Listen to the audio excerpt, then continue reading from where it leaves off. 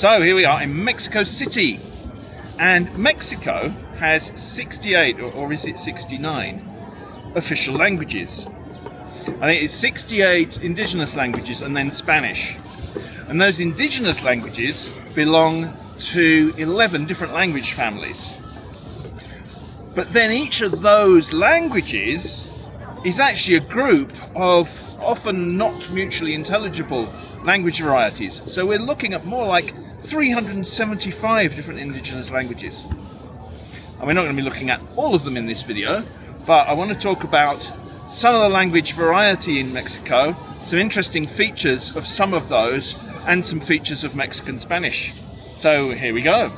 Mexico is one of the most linguistically diverse countries on Earth, second only to Papua New Guinea, actually third only to Papua New Guinea and India. North America in general used to be incredibly linguistically diverse, especially California, but with the European invasion and the ensuing genocides, sadly that's no longer the case.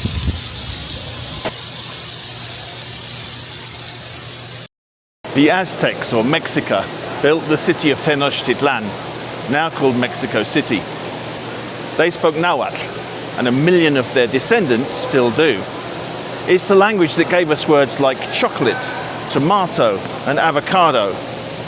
Aguacatl means testicles. Yummy. Nahuatl's a member of the Uto-Aztecan languages, which stretches all the way from Utah to Nicaragua. In Utah, there's a language called Ute, which is fantastic, especially if you're Australian and you think that means a pickup truck. It's polysynthetic, which means you can make a whole sentence out of one word. It's also agglutinative, which means you can take little building blocks and glue them together to make meaning. A fantastic speech sound in Nahuatl, if you say it right, is that last sound, the tl. You hear it in words like atl, meaning water, and tlali, meaning earth. It's not a sequence of t plus l, as in Huxtable, but instead it's an affricate. So it's actually a laterally released, not a literally released, a laterally released affricate. So you start off with t, and then you open the sides of your tongue so that the air flows over it and you get this hl sound. And that hl is what you get in Welsh as the double L, as in Llangollen. The t sound is also found in Icelandic, where it's spelt double L. And the lovely volcano that once stranded me in Norfolk, which is called Eyjafjallajökull. The vowel system is really quite small, just a, e, I, o. So no u, apart from in Spanish loanwords, I imagine.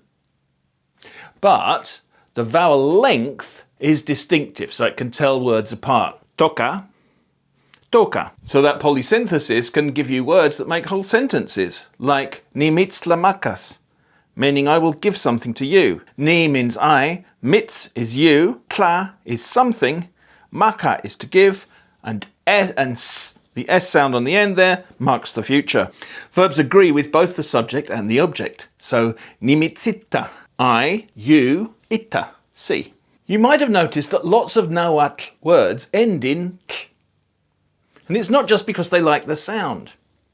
That's one of the singular absolutive endings. You can have k, li, or in.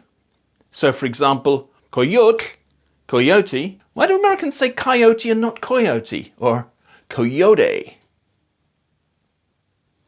Anyway, coyotin, coyotes. Tochtli, rabbit. Tochtlin, rabbits. Michin, fish. Michtin, fish. Fishes. Fishes if you're little. If you're a baby, fishes. Oh, cute little fishes. So use this absolutive ending when the noun isn't possessed. Not in the kind of, exorcist sense of possessed. Just like when it hasn't got an owner. So coyote is a coyote that's running about, doesn't belong to anybody. But nokoyo is my coyote, not yours. That would be mokoyo. So you'll see it drops the ending. Tochtli, but motoch, your rabbit. Michin, but imich, his or her fish. Some things don't exist in the absolutive because they're always owned by someone. So, like if you think a hand, it's someone's hand. Even if you live in midsummer and there are severed hands around, you know, oh, there's a hand on the floor. There's someone's hand on the floor. So, noishtli, my face. Moishtli, your face. Ishtli, his face. The same is true of family members. If I'm a father, then I'm someone's father. No tata, my father. Mo tata, your father. I tata, his or her father. But you can't just say tata on its own, meaning like any old father. It's somebody's father. The same happens with mothers. Nonan, my mother. Monan, your mother. Inan, his or her mother. Nahuatl also has something called incorporation, where some kind of common verbs and objects kind of go together to create a new verb. So instead of saying I eat meat, you say I meat eat. Niquanacatl. I don't actually. Now, of course, one of the main languages of Mexico is Spanish, and we'll talk about the special kind of Spanish that they speak there later. But if you're interested in learning Spanish, then I've got a special deal for you. Rosetta Stone are offering my viewers, i.e. you, 60% off all 25 languages for life. And one of those languages is Latin American Spanish. One of the things I really like about Rosetta Stone is that you can start where you want. So there are different topics and you can pick and choose the ones that you're interested in. You can download content to take with you, and there's also this really good feature that checks your pronunciation against native speakers to make sure that people can understand what you're saying. Auxilio, creo que me fracturé la pierna cuando caí. Auxilio, creo que me fracturé la pierna cuando caí. Auxilio, creo que me fracturé la pierna cuando caí. To get this deal, click on the QR code on the screen now or look at the description below.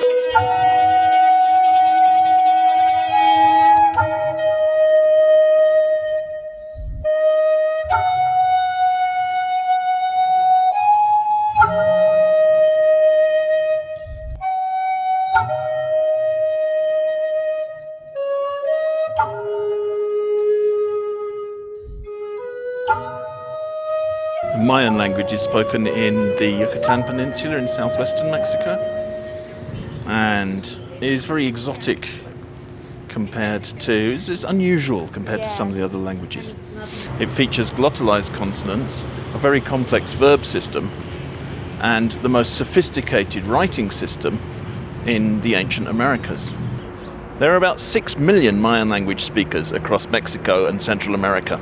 Yucatec Maya is the most commonly spoken form of Mayan, Mayatan. Most of its speakers live in the Yucatan Peninsula, especially in the states of Yucatan, Quintana Roo, and Campeche, with smaller communities in northern Belize.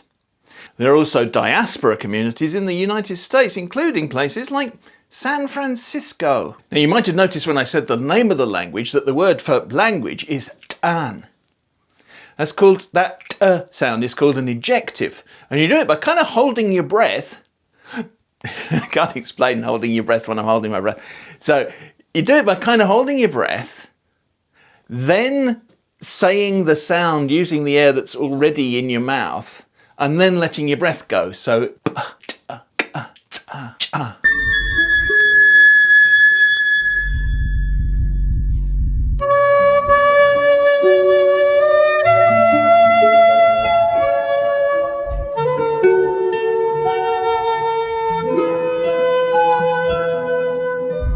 Mayan also has a bit of tone, which is not something you expect.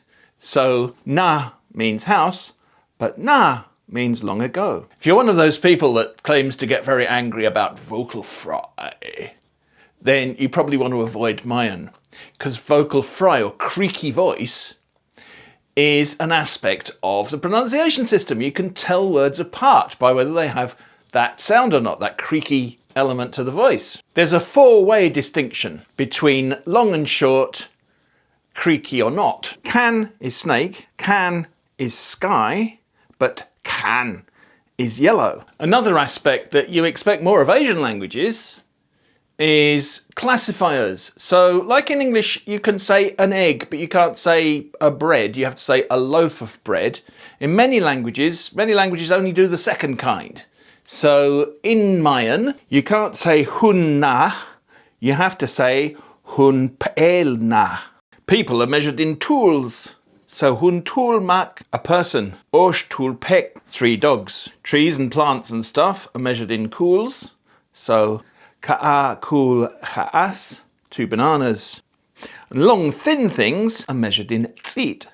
So ka'a tzit che, 2 sticks. Historically, Yucatec Maya was written using a hieroglyphic script, the most sophisticated writing system in pre-invasion America. Today it's written using a Latin-based spelling system. The Olmec culture had sadly died out before the arrival of the Europeans.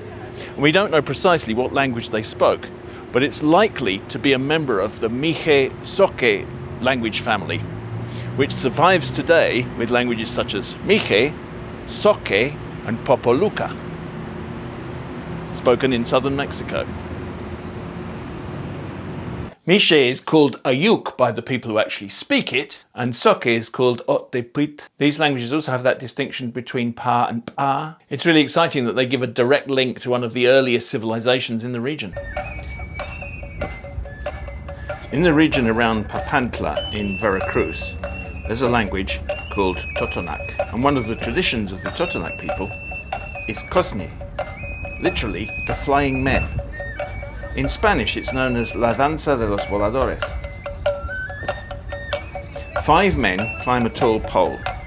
One stays at the top playing the flute and drum. The other 4 throw themselves off backwards and then slowly spiral down on ropes, circling the pole as they descend. It's a pre-invasion ritual linked to fertility and renewal. The Totonac language is part of the Totonacan family, along with Tepewa. And they have about 250,000 speakers in total, spread across multiple varieties that are often not mutually intelligible. And they don't really clearly belong to any larger family, so it's normally treated as a family of its own. They have a very rich inventory of sounds, so you get ejectives that we saw before, like ka and ta. And there's also a contrast between regular lateral l and the lateral fricative, like the Welsh ll.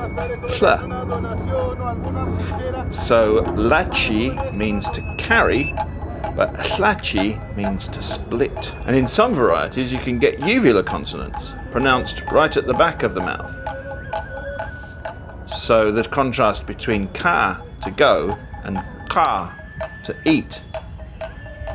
They're ejectives that we've seen in other languages, like the difference between tapa, stone, and tapa, to burst. Grammatically, Totonacan languages are agglutinative, so you build up meaning by stacking pieces together. And the verb carries a lot of information, including the subject, object, and various forms of aspect. Putting some of these together gives the wonderful sentence, Kitma eshtawa aeni shakwani. I was a teacher, which I was at one point. One particularly fascinating feature is something called active-stative alignment. So there's a difference in the verb between whether the action is controlled or not.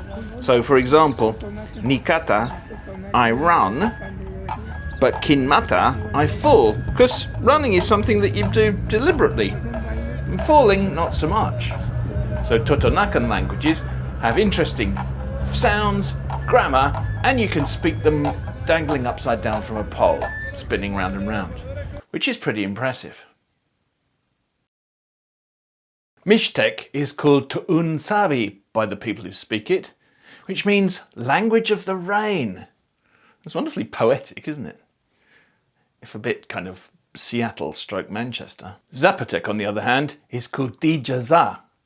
Though, of course, the names for these languages or varieties of the languages can change from one region to the next. The languages are mostly spoken in Oaxaca, but also in migrant communities in different parts of Mexico and even the United States. And just like in languages like Chinese, Vietnamese, Thai, Swedish, Norwegian, languages like that, these languages have tone.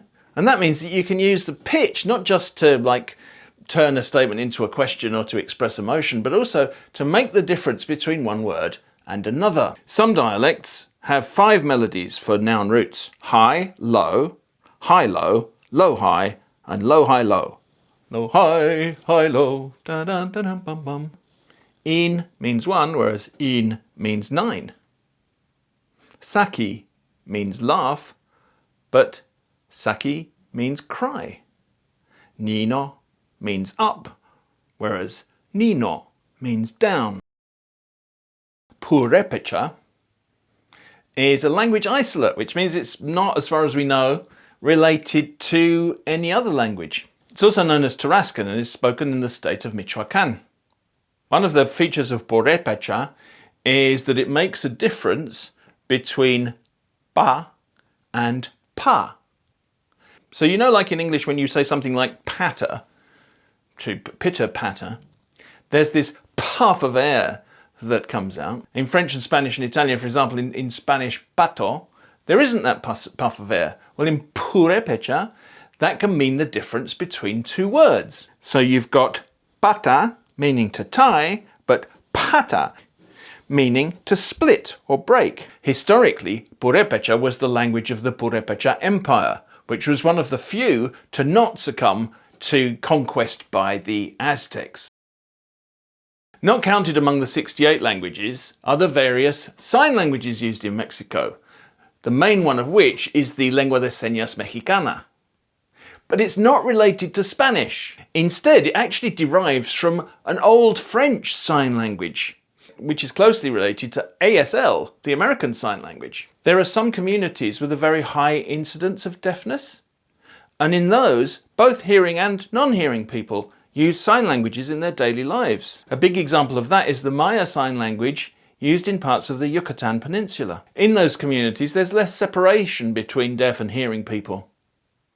And so the sign languages are used in markets and other kind of general communication. Sometimes sign languages develop organically.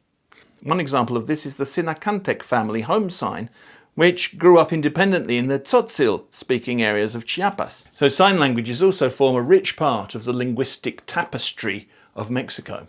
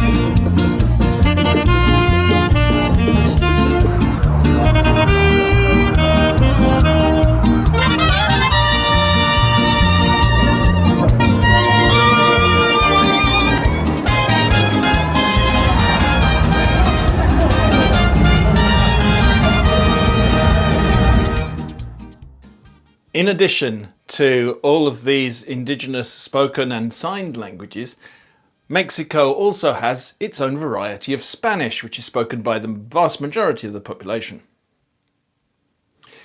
It has most of its features in common with other varieties of Latin American Spanish, as opposed to peninsular Spanish from Europe.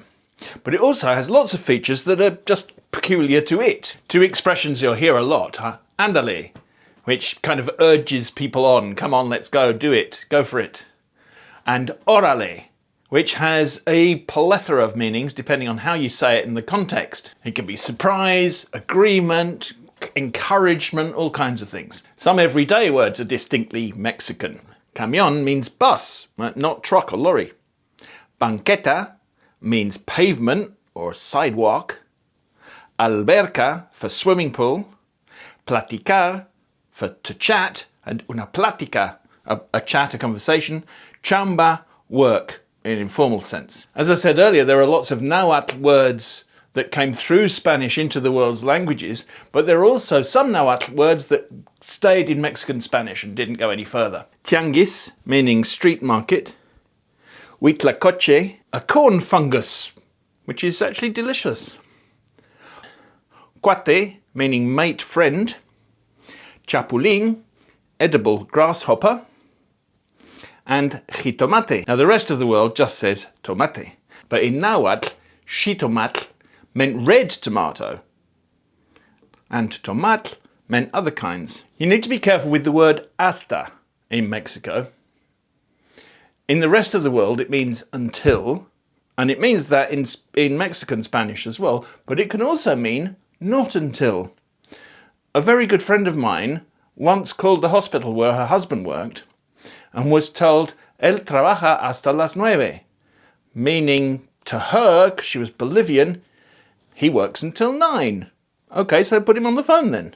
They meant, no, he doesn't start work until 9, he's not here yet. So it's really cool that Mexican Spanish reflects aspects of the world that existed in that place before the Spanish speakers even arrived. Spanish isn't the only European language with a foothold in Mexico. There's a form of Venetian that's still spoken in parts of Mexico by descendants of migrants who arrived from Italy in the 19th century. There are German-speaking Mennonites in the north who speak a form of Low German. You can still hear French in parts of Veracruz and some areas of Mexico City, and English spoken in some parts of the north of the country and in enclaves of migrant retirees.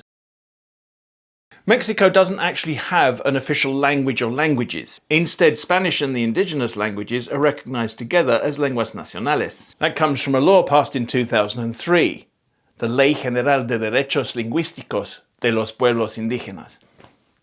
In theory, that means all languages have equal validity. People have the right to use their own language in education, the legal system, and in dealing with government institutions. There's also an official body, the Instituto Nacional de Lenguas Indígenas, INALI, that works on documentation, standardization and promotion of indigenous languages. Sadly, and this is the important part, legal recognition doesn't automatically create equality. In reality, Spanish dominates everywhere. Bilingual education exists, especially in indigenous regions, but it's often underfunded, poorly implemented, and mostly serves to transition children from their language to Spanish. Access to interpreters in courts and hospitals is legally guaranteed, but on the ground they're often very difficult to find, especially for languages with fewer speakers.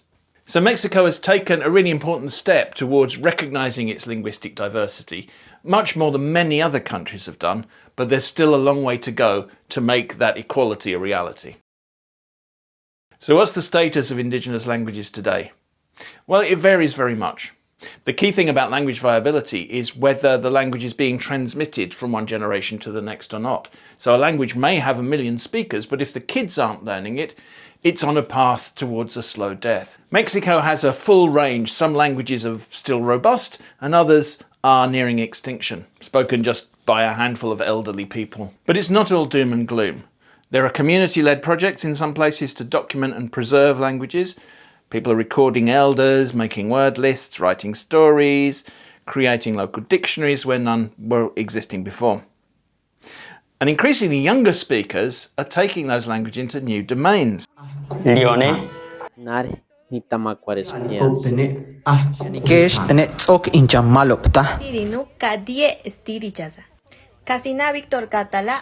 You can see indigenous languages on social media, YouTube channels, TikTok podcasts, where people are creating content in Nahuatl, Mixtec, Maya and others. And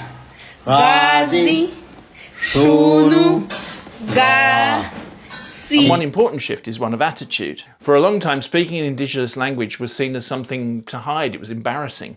But now people are developing that pride in their own identity. Ultimately, the survival of many of these languages will come down to whether communities are able to and want to pass the language on to future generations. Well, I hope you enjoyed that little romp around the languages of Mexico. A linguistic situation that's complex and fragile, but very much alive.